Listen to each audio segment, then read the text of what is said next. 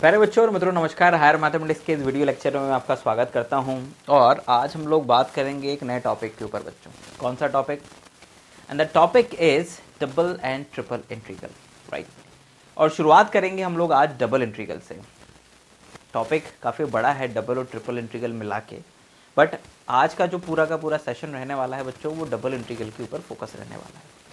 तुम लोग ये समझोगे कि डबल इंटीग्रल होता क्या है, हम उसे पढ़ते क्यों हैं, कहाँ कहाँ काम आता है, कैसे उस डबल इंटीग्रल के क्वेश्चन को सॉल्व करना है, क्या क्या सावधानियाँ रखनी है क्वेश्चन को करते समय, लिमिट्स कैसे डिसाइड होती हैं, पहले कौन सी लिमिट लगाते हैं बाद में कौन सी लिमिट लगाते हैं, ऑर्डर ऑफ इंटीग्रेशन है ना क्या होता है, ये सारी की सारी चीज़ें हम आज समझने का प्रयास करेंगे। बट बिफोर इट ये समझना ज़रूरी है कि भाई हम लोग डबल इंटीग्रल पढ़ते क्यों हैं। भाई सिंपल सी बात है यार, है ना।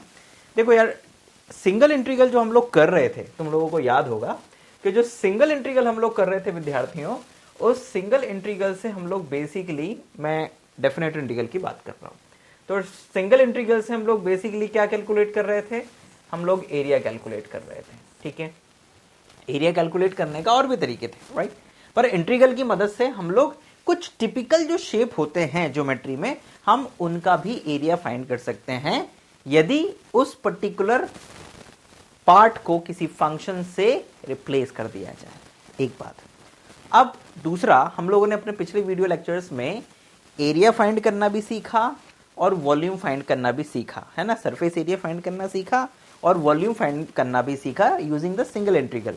और वो हमने क्या किया था, हमने रिवोल्यूशन से फाइंड करना सीखा था बेसिकली, ठीक है ना। तो रिवॉल्यूशन से क्या कहते हैं, एरिया और वॉल्यूम फाइंड करना इज अ डिफरेंट थिंग।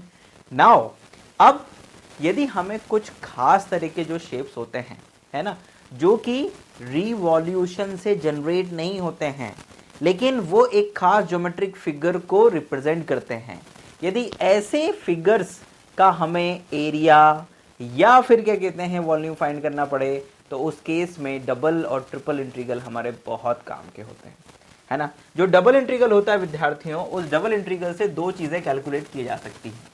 एक कैलकुलेट किया जा सकता है सरफेस एरिया, ठीक है ना, और दूसरा कैलकुलेट किया जा सकता है वॉल्यूम। ध्यान दीजिएगा बच्चों, ठीक है ना। मतलब कि दो चीज़ें कैलकुलेट की जा सकती हैं डबल इंटीग्रल से, सरफेस एरिया और वॉल्यूम। नाउ सरफेस एरिया कैसे फाइंड किया जाता है, वॉल्यूम कैसे फाइंड किया जाता है, वो भी बताऊंगा, सारी चीज़ें बताऊंगा, लेकिन उसके पहले कुछ चीज़ें मैं आपके दिमाग में बैठाता हूँ। जैसे मान लीजिए विद्यार्थियों कि आपके पास में एक फुटबॉल है ना। Suppose that you have a football और उस फुटबॉल को आप आधा काट दें, तो उस फुटबॉल का जो आउटर सरफेस है उसका सरफेस एरिया फाइंड करना हो या फिर उसके अंदर जितना वॉल्यूम है वो अगर फाइंड करना हो और with the help of double integral find करना हो, तो आप ये काम कर सकते हैं। मतलब डबल इंटीग्रल की मदद से ये काम किया जा सकता है। सिमिलरली विद्यार्थियों, यदि मान लीजिए कि एक पैराबोला है ना, एक पैराबोला क्या कहते हैं, अब आप ये मान के चलिए एक पैराबोला है और पैराबोला क्या कहते हैं किसी पर्टिकुलर, ये 3D की बात कर रहा हूँ बच्चों, मैं 2D की बात नहीं कर रहा हूँ। और पैराबोला जो है वो क्या कहते हैं, एक पैराबोला किसी स्फीयर को कट कर रहा हो, तो उनके कट से जो एक अंदर वॉल्यूम क्रिएट होगा दोनों के बीच का, वो वॉल्यूम अगर फाइंड करना हो तो हम लोग आराम से डबल इंटीग्रल की मदद से फाइंड कर सकते हैं विद्यार्थी। क्लियर है कि नहीं है मेरी बात? ठीक। तो ये सारा का सारा काम डबल और ट्रिपल इंटीग्रल की मदद से हम लोग करेंगे। ध्यान दीजिएगा, एक सामान्य व्यक्ति के लिए शायद डबल और ट्रिपल इंटीग्रल की उतनी इंपॉर्टेंस नहीं है, लेकिन अगर आप एक इंजीनियर हैं, अगर आप एक साइंटिस्ट हैं, अगर आप एक एस्ट्रोलॉजिस्ट हैं और आपकी विज्ञान में रुचि है विद्यार्थियों, तो उस केस में या आगे चल के आप रिसर्च करना चाहते हैं, इसरो नासा में जाना चाहते हैं, तो उस केस में ये चीज़ आपके लिए बहुत बहुत काम की होने वाली है। बिकॉज ट्रिपल इंटीग्रल से हम ऐसी चीज़ें भी फाइंड करेंगे जो कि अभी तक हम केवल सोच पाते थे या शायद सोच भी नहीं पाते थे, right. So let's start double integral. बहुत बेसिक सी चीज़ें से शुरुआत करते हैं बच्चों। जिस तरह से आपको याद होगा कि सिंगल इंटीग्रल के लिए ये साइन होता है, उसी तरह से डबल इंटीग्रल के लिए डबल इंटीग्रल का साइन होता है। कई बार डबल इंटीग्रल का साइन ना लगाते हुए कुछ जो ऑथर्स होते हैं वो सिंगल इंटीग्रल का साइन ही लगाते हैं और नीचे एस लिख देते हैं, तो इसका मतलब भी होता है कि ये एक डबल इंटीग्रल है ना। डबल इंटीग्रल को अक्सर क्या कहते हैं, सरफेस इंटीग्रल भी कहा जाता है ना, सरफेस इंटीग्रल भी कहा जाता है। अब आपका एक प्रश्न होगा कि भाई सरफेस इंटीग्रल क्यों कहा जाता है, शायद आपके मन में ये जवाब आएगा कि भाई इससे सरफेस एरिया निकलता है इसलिए इसको सरफेस इंटीग्रल कहते हैं। नो, सरफेस इंटीग्रल इसे इसलिए कहते हैं क्योंकि इसमें ये जो दो लिमिट्स होती हैं, है ना, सॉरी दो इंटीग्रल साइन जो होते हैं उनकी जो लिमिट्स लगी हुई होती हैं a to b और suppose that c to d, ठीक, तो ये जो दोनों लिमिट्स होती है ना विद्यार्थियों, ये दोनों लिमिट्स मिलकर एक सरफेस जनरेट करती हैं, एक सरफेस एरिया जनरेट करती हैं। दैट्स वाई इसको सरफेस इंटीग्रल कहते हैं। कोई भी इंटीग्रल जो किसी सरफेस पे किया जाता है वो सरफेस इंटीग्रल है। कोई भी इंटीग्रल जो किसी लाइन पे किया जाता है, मतलब उसकी जो लिमिट्स हैं वो एक लाइन बनाती हैं अगर, तो ऐसी इंटीग्रल को हम लोग क्या कहते हैं, लाइन इंटीग्रल कहते हैं। और वॉल्यूम इंटीग्रल उसे कहते हैं जिसमें तीनों लिमिट्स, इंटीग्रल की तीनों लिमिट्स मिलके एक वॉल्यूम क्रिएट करती हैं, तो उसको हम लोग वॉल्यूम इंटीग्रल कहते हैं। ठीक है विद्यार्थियों, तो सरफेस इंटीग्रल को, इस डबल इंटीग्रल को सरफेस इंटीग्रल को कहते हैं। ये आई होप कि आप लोगों को समझ में आया होगा। ठीक है, नाउ सरफेस इंटीग्रल की, जैसे सपोज दैट ये तो सिंबॉलिक कुछ रिप्रेजेंटेशन हो गया जो आपको दिमाग में रखना है हमेशा। अब मान लीजिए कि आपके पास में एक सरफेस इंटीग्रल है, राइट, मैं ऐसा ना कहूं, मैं ऐसे समझाता हूं कि सरफेस इंटीग्रल अगर हमें किसी फंक्शन का करना है तो वो फंक्शन जो है उसमें दो वेरिएबल होना जरूरी है विद्यार्थी, है ना। मैं जरूरी का मतलब ये है कि एक वेरिएबल कांस्टेंट होगा चलेगा, राइट, वो एक अलग बात है, लेकिन आप मैक्सिमम सरफेस इंटीग्रल की मदद से टू वेरिएबल फंक्शन को इंटीग्रेट कर सकते हो। I repeat, two variable function को इंटीग्रेट कर सकते हो। अब टू वेरिएबल फंक्शन जो होता है वो हमेशा एक सरफेस को जनरेट करता है। ये मैंने सबसे पहले आप लोगों को जो पार्शियल डिफरेंशिएशन का लेक्चर था उसमें बताया भी था कि जो टू वेरिएबल फंक्शन होते हैं वो वास्तव में 3D में रिप्रेजेंट क्या करते हैं। ठीक, तो वहां से इस चीज को उठाते हुए मैं यहां पर लेकर आ गया हूं कि यदि हम लोगों को टू वेरिएबल फंक्शन अगर दिया गया है तो उस फंक्शन को इंटीग्रेट करने के लिए किसी पर्टिकुलर सरफेस पे क्या करना पड़ेगा, डबल इंटीग्रेट करना पड़ेगा, यानी कि डबल इंटीग्रल की मदद से उसे सॉल्व करना पड़ेगा, यानी कि सरफेस इंटीग्रल की मदद से ही आप उसे सॉल्व कर पाएंगे। ठीक है, नाउ आप जरा ध्यान दीजिएगा, मैं आपको कुछ बताता हूं चीजें कि ज्योमेट्रिकली, जैसे सपोज दैट कि a to b c to d, और ये एक फंक्शन ले लिया f(x,y) और यहाँ लिख दिया dx dy। तो पहले मैं आपको ये समझा देता हूँ कि भाई ये जो डबल इंटीग्रल है ये ज्योमेट्रिकली रिप्रेजेंट क्या करता है। अगर ये जो फंक्शन है यहाँ पर, ये जो फंक्शन है, इस फंक्शन की वैल्यू f(x,y), यदि इस फंक्शन की वैल्यू f(x,y) की वैल्यू 1 हो तो उस केस में ये जो इंटीग्रल होता है ना पूरा का पूरा, ये एरिया निकाल के देता है आपको। ठीक है ना, क्या निकाल के देता है, एरिया निकाल के देता है। कौन सा एरिया निकाल के देगा, ये निकाल के देगा इन लिमिट्स से जो भी एरिया बनेगा वो आंसर होगा इस डबल इंटीग्रल का, अगर फंक्शन की जो वैल्यू है वो 1 हो, f(x,y) की वैल्यू 1 हो। लेकिन अगर क्या कहते हैं f(x,y) जो है बच्चों, इट्स नॉट अ कांस्टेंट, ये कांस्टेंट नहीं है, तो उस केस में ये जो डबल इंटीग्रल है बच्चों, ये तुम लोगों को वॉल्यूम निकाल के देगा। कौन सा वॉल्यूम निकाल के देगा, अब इसको समझते हैं। देखो बहुत ही सिंपल सी बात है बच्चों, a से b, c से d, डेफिनेटली आप इंटीग्रल अगर कर रहे हैं तो उसमें दो वेरिएबल होंगे x और y। इसका मतलब इनमें से कोई एक लिमिट x की है और कोई एक लिमिट y की है।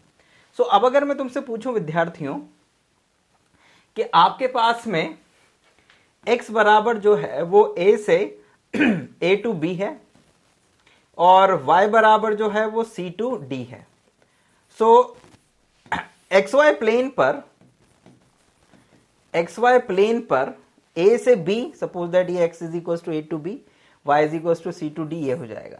तो इसका मतलब जो है कि जो लिमिट्स हैं विद्यार्थियों वो एक एरिया को रिप्रेजेंट कर रही हैं, और ये एरिया कहां पर है, ये एरिया है xy प्लेन में। अब ध्यान दीजिएगा कि जब भी आप किसी फंक्शन f(x,y) को लेते हैं तो वो वास्तव में क्या होता है, 3D में एक फंक्शन होता है। आई रिपीट, 3D में क्या होता है, एक फंक्शन होता है। तो भाई वो जो फंक्शन है, जब इस 3D में फंक्शन होता है मतलब z एक्सिस पर इस एफ एक्स वाई की वैल्यू को लिया जाता है।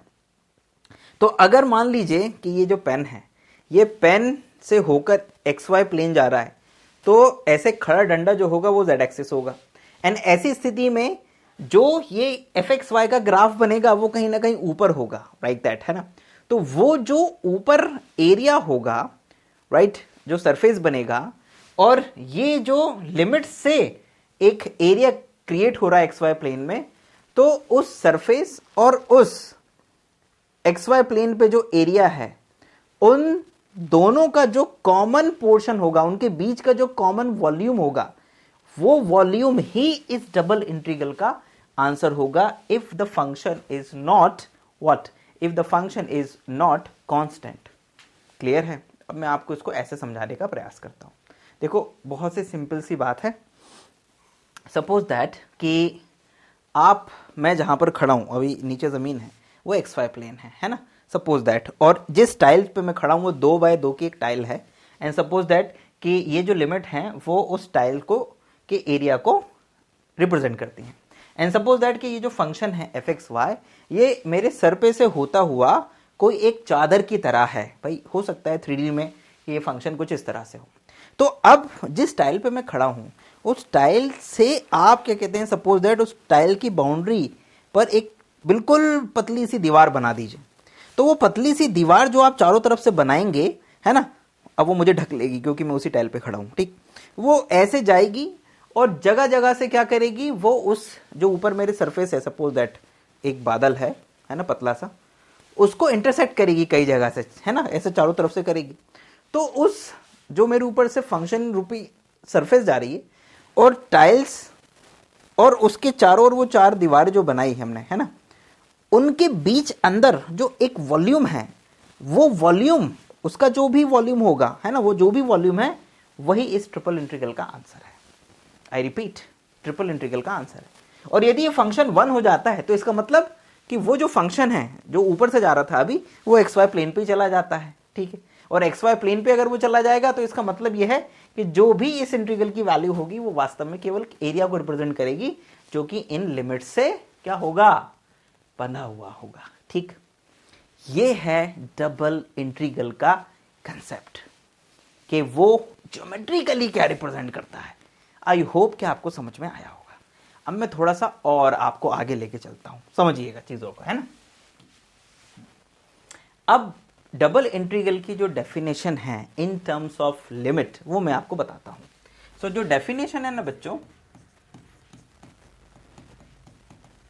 It's a kind of like that कि आप इसको ऐसे कह सकते हैं कि सपोज दैट कि 3D में, अब आप ऐसे समझ लीजिए कि सपोज दैट कि ये कोई एरिया है एक्स वाई प्लेन पे, है ना, एक्स वाई प्लेन पे कोई एरिया है, और ये वो एरिया है, ठीक है ना, जो कौन सी लिमिट से बना हुआ है, जो कि बना हुआ है x is equals to a से टू b और b और y is equals to c to d, ऐसे समझने का प्रयास करते हैं। और ये उसके ऊपर कोई फंक्शन है, राइट, जो किसको रिप्रेजेंट करता है, बेसिकली ये रिप्रेजेंट करता है किसको, एफ एक्स वाई को, ठीक। सो ये जो लिमिट से जनरेट एरिया है बेसिकली, ठीक है, ओके। सो इनका जो कॉमन बीच का पोर्शन है वो आंसर होता है हमेशा, ठीक है। अब लिखने में तो हम उसको ऐसे लिखते हैं, a to b, suppose that this is x limit और this is y limit, c to d and this is f x y, ठीक। तो ज्योमेट्रिकली या लिमिट के फॉर्म में इसकी अगर डेफिनेशन लिखनी हो तो उसका तरीका ये होता है कि पहले आप ये जो लिमिट से बाउंडेड रीजन होता है, आई रिपीट, इन दोनों ही लिमिट से बाउंडेड जो रीजन होता है, सपोज दैट वो r है, तो आप क्या करेंगे, उस r को कई छोटे छोटे पार्ट्स में डिवाइड कर देंगे, कई सारे छोटे छोटे पार्ट्स में। सपोज दैट कि एक पार्ट का जो एरिया है वो है डेल एक्स डेल वाई, क्या है, डेल एक्स डेल वाई, बल्कि आई लगा देना चाहिए, ये आई, ठीक है ना, del x i into del y i, एक छोटे से पार्ट का एरिया है।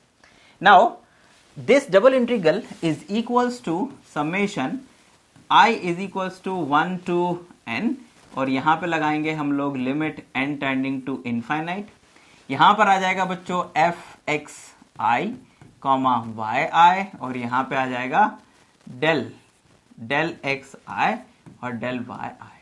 मतलब कि आप ये जो नीचे के छोटे छोटे एरिया है ना, उनके करस्पॉन्डिंग जो यहां पर सपोज दैट कि ये एरिया लिया था, तो इसके करस्पॉन्डिंग यहां पर एक फंक्शनल वैल्यू होगी जिसकी वैल्यू होगी F x i comma y आई। तो इन दोनों का मल्टीप्लाई, इस एरिया का और इस लेंथ का मल्टीप्लाई करके एक वॉल्यूम मिलेगा। तो ऐसे जितने छोटे छोटे एरियाज होंगे उनके करस्पॉन्डिंग हम लोग वॉल्यूम फाइंड करेंगे, मल्टीप्लाई करके उनका सम कर देंगे, तो वो इस डबल इंटीग्रल के क्या हो जाएगा, बराबर आ जाएगा। क्लियर है? ठीक। और ये हो गया उसका लिमिट के फॉर्म में डेफिनेशन। अब दूसरे फॉर्म में आपको बताता हूं। ठीक, क्या कई बार सिंपल भाषा में हम लोग डेफिनेशन को इस तरह से भी लिख देते हैं। कैसे? सपोज ये केवल किताबी भाषा है या किताबी लैंग्वेज है समझने के लिए, है ना। Suppose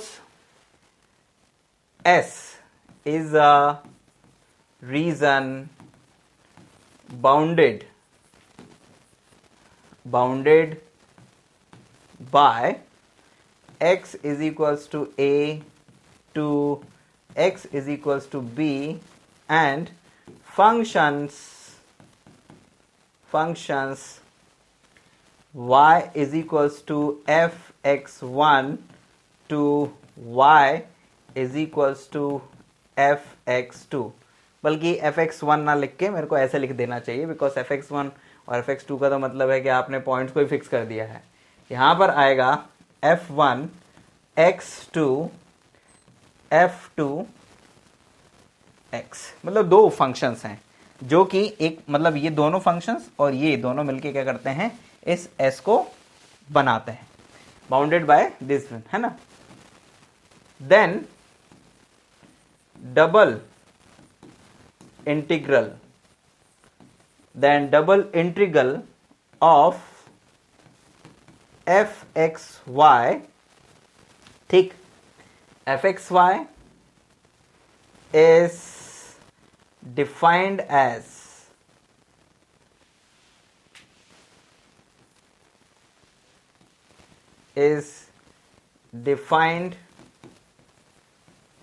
over the surface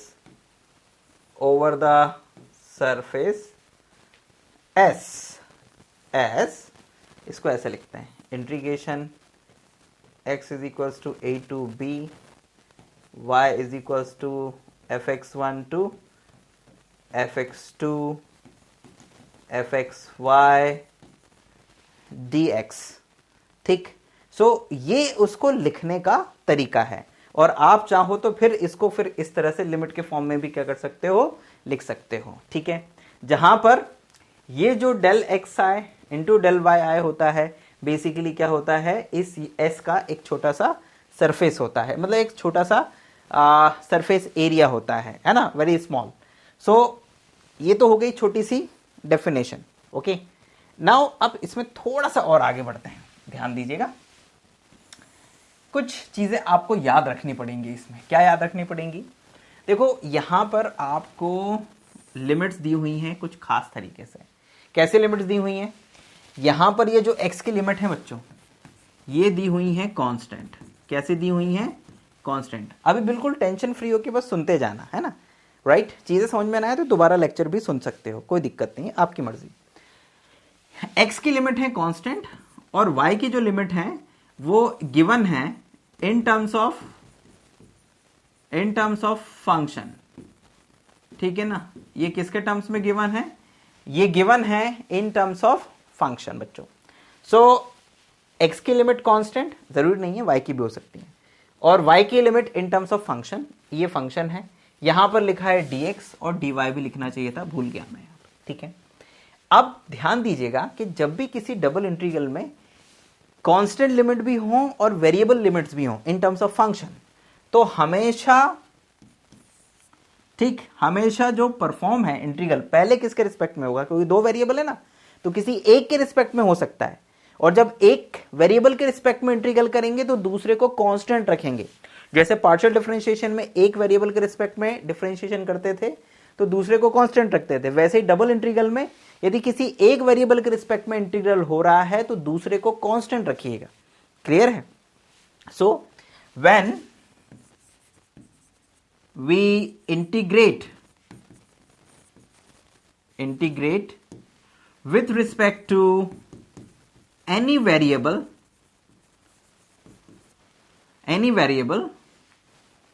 then this time other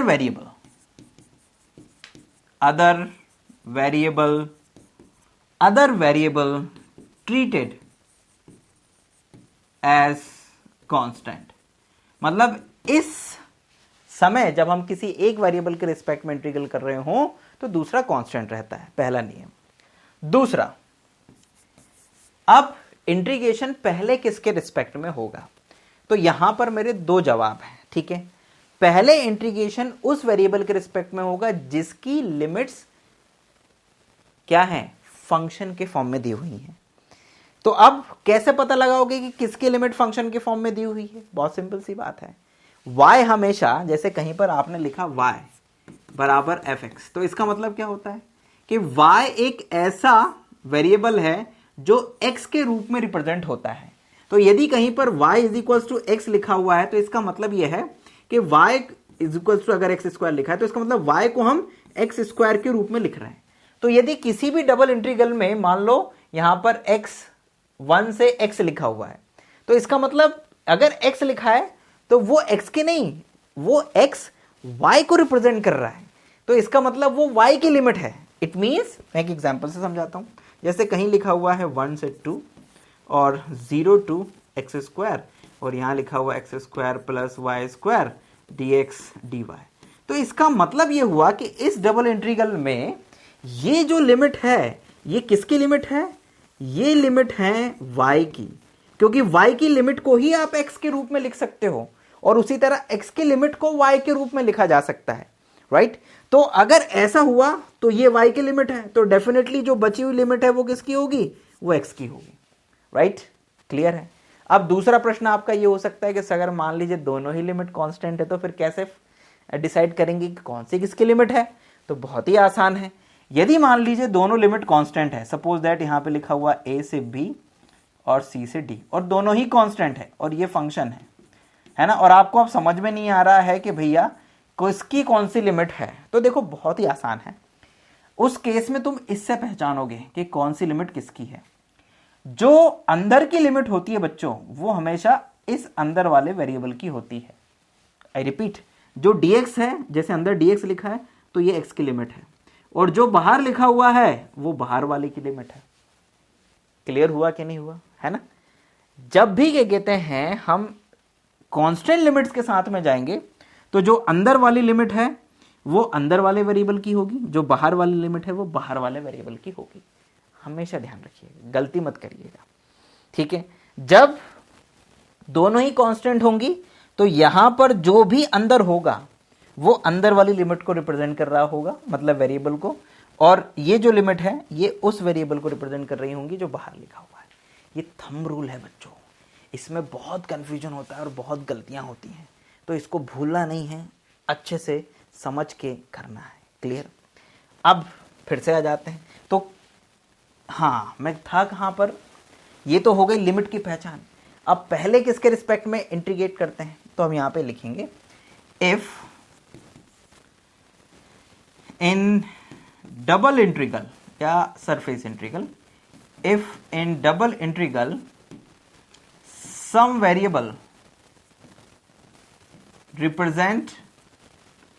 variable is given in terms of other variable, then integral perform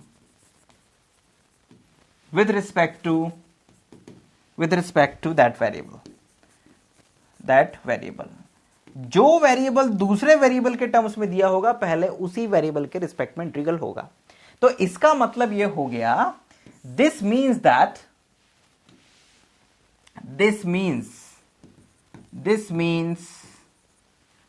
the variable having constant limits,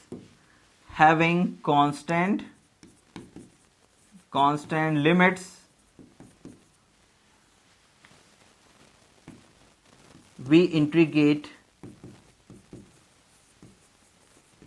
last with respect to that variable, with respect to this variable. ठीक, मतलब जिस variable की limit constant होती है उस variable के respect में हम सबसे लास्ट में इंटीग्रेशन करेंगे। फिर से सुन लीजिए बच्चों, कांस्टेंट लिमिट वाले वेरिएबल के रिस्पेक्ट में लास्ट में इंटीग्रल किया जाता है, जिसकी लिमिट दूसरे वेरिएबल के टर्म्स में दी हुई होती है उसके रिस्पेक्ट में पहले इंटीग्रल किया जाता है। ठीक, कौन सी लिमिट किस वेरिएबल की है, ये कांस्टेंट के केस में, कांस्टेंट लिमिट के केस में ही सबसे ज्यादा दिक्कत जाती है बच्चों। तो वो पहचानने का तरीका भी हम लोगों ने यहां पे देख लिया। ठीक, एंड नंबर 2, और इसके आगे अगर किसी वेरिएबल की लिमिट अन्य वेरिएबल के रिस्पेक्ट में है तो हम वेरिएबल लिमिट्स वाले वेरिएबल के रिस्पेक्ट में ही पहले इंटीग्रेट करेंगे। कांस्टेंट लिमिट के रिस्पेक्ट में हमेशा बाद में लास्ट में इंटीग्रेशन किया जाता है। थोड़ा सा एग्जांपल्स के माध्यम से समझते हैं तो आपको ज्यादा क्लियरिटी आएगी।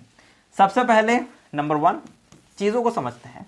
जैसे मान लीजिए कहीं पे लिखा हुआ है 0 to 1, 0 to 3 x square y square dx dy। ठीक है, इस इंटीग्रल में दोनों ही लिमिट कांस्टेंट है, राइट। तो यहां पर किस वेरिएबल के रिस्पेक्ट में पहले इंटीग्रेशन होगा, यह पहला प्रश्न है। तो जवाब है कि आप किसी भी वेरिएबल के रिस्पेक्ट में पहले इंटीग्रेशन कर सकते हैं। यदि दोनों ही लिमिट कांस्टेंट है तो आप किसी भी वेरिएबल के रिस्पेक्ट में इंटीग्रल कर सकते हैं।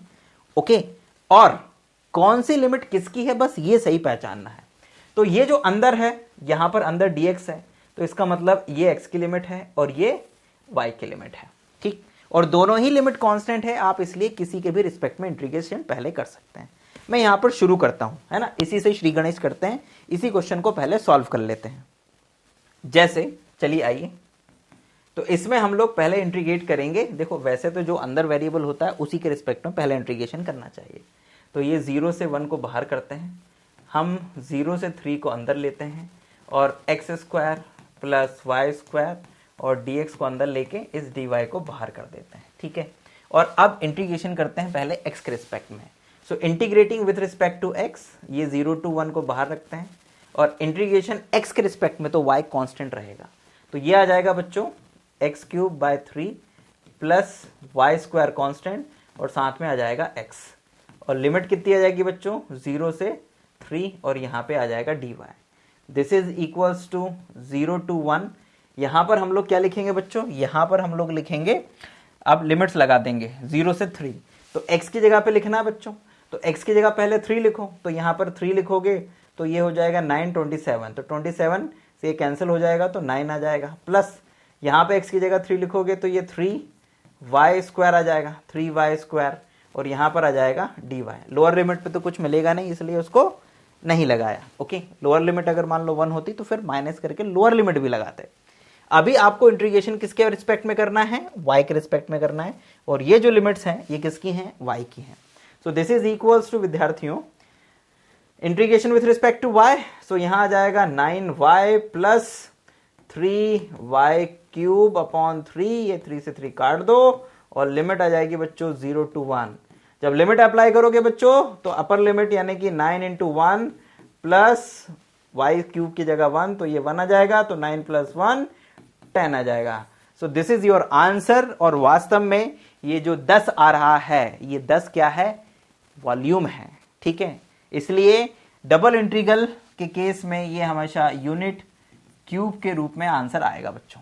ठीक, तो यूनिट क्यूब के रूप में आपको वहां पर आंसर मिलेगा। अब कांस्टेंट लिमिट में कौन सी लिमिट किसकी होती हैं, ये तो तुम लोगों को समझ में आ गया।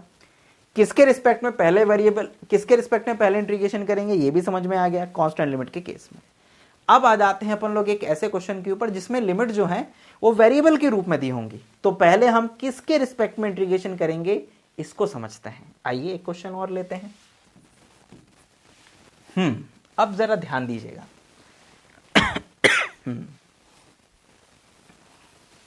अब समझिएगा चीज़ों को। ये मैंने आपके सामने क्वेश्चन लिखा है और आपसे कहा कि इसको हल करो, ठीक है। सो अब यहाँ पे देखिए ज़रा, चीज़ों को समझने की आपकी क्षमता का टेस्ट होगा। कैसा? यार 0 से x में लिमिट दी हुई है तो मतलब ये तो y की लिमिट है, और अंदर लिखा हुआ है dx, तो फिर ये तो x की लिमिट होना चाहिए, जो सर ने ऊपर वाले क्वेश्चन में बताया था। ऐसा होना चाहिए ना, लेकिन रॉन्ग, ये गलत है। कांस्टेंट लिमिट के केस में ही बस तुम वो टेक्निक आजमाओगे जो मैंने कहा था। अगर क्वेश्चन ऐसा है और तुम्हें दिख रहा है कि क्लियरली लिमिट ये 0 to x है, तो ये y की ही लिमिट है, भले ही यहां पर कुछ भी लिखा हुआ हो, dx आगे लिखा हुआ हो चाहे dy आगे लिखा हुआ, डजंट मैटर। दूसरा प्रश्न का जवाब, अब किसके रिस्पेक्ट में पहले इंटीग्रेशन होगा? तो ये जो लिमिट है वास्तव में ये y की लिमिट है, तो पहले इंटीग्रेशन y के रिस्पेक्ट में ही परफॉर्म होगा। किसके रिस्पेक्ट में? y के रिस्पेक्ट में। क्यों? क्योंकि डबल इंटीग्रल या ट्रिपल इंटीग्रल का जो आंसर है वो हमेशा सरफेस एरिया, वो वॉल्यूम को रिप्रेजेंट करता है, तो इट्स अ कांस्टेंट क्वांटिटी। तो कांस्टेंट तभी आ सकता है जब उसमें से सारे वेरिएबल्स हट जाएं, तो इसीलिए वेरिएबल लिमिट को पहले लिया जाता है इंटीग्रेशन के प्रोसेस में। तो यहां पर आप क्या करेंगे विद्यार्थियों? सबसे पहले y के रिस्पेक्ट में इंटीग्रेशन करेंगे। तो यहां पर 1 से 2 जो लिमिट है x की उसको बाहर लिखिए, 0 to x को अंदर लिखिए, यहां पर लिख दीजिए x और ये y और ये dy अंदर, ठीक है, और ये dx बाहर। आप चाहें तो क्या कर सकते हैं यहां से, क्योंकि y के रिस्पेक्ट में करना है और ये दोनों मल्टीप्लाई में थे, तो भाई वैसे भी क्या कहते हैं, x तो कांस्टेंट रहेगा, तो x को चाहो तो बाहर भी लिख सकते हो। यहाँ पे कई जगह पर लिखते भी हैं ऐसे। तो आप यहाँ पे सबसे लिखेंगे, पहले लिखेंगे कि integrating with respect to what? With respect to y। हम y के रिस्पेक्ट में पहले इंटीग्रल कर रहे हैं। Now integrating with respect to y first, तो पहले y के रिस्पेक्ट में इंटीग्रेशन करेंगे, तो भाई ये आ जाएगा 1 से लेके 2, और यहां पर आ जाएगा कितना? x को तो बाहर कर दो, y का इंटीग्रेशन हो जाएगा y²/2, और लिमिट आ जाएगी कितनी? 0 से x, और ये आ जाएगा dx। इस x का कुछ नहीं करना है, केवल यहाँ y की जगह पर लिमिट लगानी है, ध्यान देना, क्योंकि x तो अभी ये वाला x तो कांस्टेंट के रूप में चल रहा है। ये x आ गया, यहाँ पर आप y की जगह पर x लिखोगे, अपर लिमिट और फिर लोअर लिमिट, तो आपके पास में ये 2 को भी बाहर लिख दो, आपके पास आ जाएगा x² - 0 और ये dx। Now you have what? You have 1 to 2 and x, what you have x upon ये 1/2 कर दो बाहर, x into x² is x³, और ये dx यहां पर इंटीग्रेशन करेंगे अपन लोग 1/2 1 to 2 x³, तो x³ को इंटीग्रेट करोगे बच्चों तो x⁴ आ जाएगा, 1 to 2 आ जाएगा, है ना, लिमिट 1 to 2 आ जाएगी, x⁴/4, तो ये 1/8 तो विद्यार्थियों बाहर हो जाएगा, और x⁴ की जगह 2 लिखेंगे तो ये 2⁴ हो जाएगा, -1⁴, तो ये हो जाएगा बच्चों 16 - 1 15, तो the answer is 15/8। So this is your answer. I hope कि ये आपको समझ में आया होगा कि हम कैसे परफॉर्म कर रहे हैं डबल इंटीग्रल के क्वेश्चंस को। अब बहुत सारी चीजें आपके दिमाग में चल रही होंगी। अब मैं आपको केवल 2 से 4 क्वेश्चंस बस प्रैक्टिस के लिए देके जा रहा हूं, उनको प्रैक्टिस करना, और डबल इंटीग्रल को परफॉर्म कैसे किया जाता है, लिमिट्स कैसे पहचानी जाती हैं, कौन किसकी लिमिट है, किसके रिस्पेक्ट में पहले इंटीग्रेशन करना है, इंटीग्रल करते समय क्या सावधानियां रखना है, कांस्टेंट अगर लिमिट हो तो कौन किसकी लिमिट है, कैसे पहचाना जाता है, इन सभी सवालों के जवाब आपको इन क्वेश्चंस को करते समय मिलेंगे। So please write some question as a practice, फिर बाद में हम लोग अगले सेशन में इस टॉपिक को और कंटिन्यू करेंगे और कुछ नया कॉन्सेप्ट आपके सामने लेकर आएंगे बच्चों। सो कुछ क्वेश्चंस मैं देके जाता हूं आपको, इनको करिएगा। जैसे मान लीजिए ये क्वेश्चन देता हूं मैं आपको, number 1, 0 to 1 and 0 to √1 + x², ठीक है, 1 + x² dx d y and 1 plus x square ये वाई स्क्वायर। दिमाग लगाइएगा, ठीक है, परेशान मत होइएगा। दूसरा क्वेश्चन है 0 to 1 1 to 2 1 to 2 and 0 to x dx dy divide में है x square plus y square. ठीक है, दोनों के आंसर ही बता देता हूँ। पहले का जो आंसर है ना विद्यार्थियों, ना परेशान होगी कि आंसर क्या आएगा।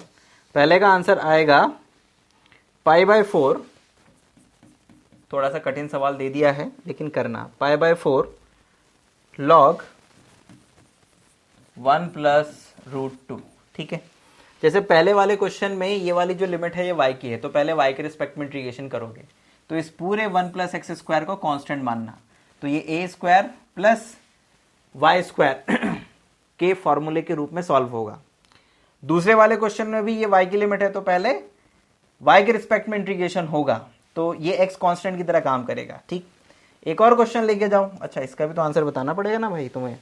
तो इसका आंसर आएगा 1/2, सॉरी इसका आंसर आएगा π/2 log 2, π/2 log 2। ये दोनों ही क्वेश्चन इंपॉर्टेंट है बच्चों, इनको करिएगा, है ना। These are very very important questions. एक क्वेश्चन और दे देता हूं मैं तुम लोगों को, lollipop question, third, integration 0 to 2 integration 0 to 1 x square plus y square dx dy, dx dy। इसका आंसर वैसे तो बहुत आसान सा है, 10/3 आएगा, 10/3। ठीक है, तो इन 3 क्वेश्चंस को करना और तुम्हारा काम होगा जो चीज़ें हमने आज सीखी उन सब चीज़ों को प्रैक्टिकली दिमाग में बैठाना, चीज़ों को देख के समझना। तो उम्मीद करता हूँ विद्यार्थियों कि ये पूरा वीडियो लेक्चर आप लोगों के लिए लाभदायक रहा होगा। हम जल्द ही नेक्स्ट वीडियो में फिर आपसे मुलाकात करेंगे। तब तक यदि आप हमारे एप्लीकेशन पे इस वीडियो को देख रहे हैं, ठीक है, तो एप्लीकेशन में आप अपने डाउट्स पूछ सकते हैं एप्लीकेशन के थ्रू माय डाउट सेक्शन में या हेल्प चैट में जाके, और अगर यूट्यूब पे देख रहे हैं तो कमेंट बॉक्स में अपने डाउट पूछ सकते हो। साथ ही आप लोगों के लिए एप्लीकेशन पे जिसका डिस्क्रिप्शन और लिंक नीचे दिया हुआ है, हमारे जयपाल विश्वकर्मा एप्लीकेशन पे, मोबाइल एप्लीकेशन और वेब पोर्टल पे हमारे फ्री और पेड कोर्सेज अवेलेबल हैं। आपकी जो इच्छा हो, जो अच्छा लगे आप ले सकते हैं। हम जल्द ही, आज वीडियो लेक्चर शूट कर रहा हूं, आज की तारीख है कितनी, 30 नवंबर। हम जल्द ही 10 से 15 नवंबर तक IIT JAM के बच्चों के लिए 10 मॉक्स टेस्ट पेपर की एक टेस्ट सीरीज लेकर आने वाले हैं और नॉमिनल प्राइस में लेकर आने वाले हैं। तो उससे आप लाभ लीजिएगा और एग्जाम क्लियर करने में मदद लीजिएगा। ठीक है, ये सब आपके लिए है। साथ ही जो हमारे दूसरे कोर्सेस हैं आप उनका भी लाभ ले सकते हैं अगर वो आपके लिए यूजफुल है। जैसे UPSC का कोर्स चल रहा है, CSIR नेट का कोर्स चल रहा है, ये सब रिकॉर्डेड लेक्चर के फॉर्म में आपके लिए हैं अवेलेबल। डाउट क्लासेस हैं वीकली, पिछले 1-2 वीक से नहीं ले पाया हूँ डाउट क्लास, कुछ ऑफिस में क्या कहते हैं ज़्यादा वर्कलोड था, दैट्स वाई। बट अब कंटिन्यूटी में आपकी वीकली डाउट क्लास चलेंगी। और अगर मान लो किसी वीक में संडे को नहीं ले पाता हूँ तो दूसरे किसी वीक डेज में ले लिया करूँगा, लेकिन क्लासेस होंगी लाइव भी, चिंता मत करिएगा। अपना ध्यान रखिएगा बच्चों, खुश रहिएगा। जय हिंद, वंदे मातरम। बड़ों का सम्मान करिएगा, राष्ट्र के प्रति अपने कर्तव्यों को पूर्ण करते रहिएगा। नमस्कार।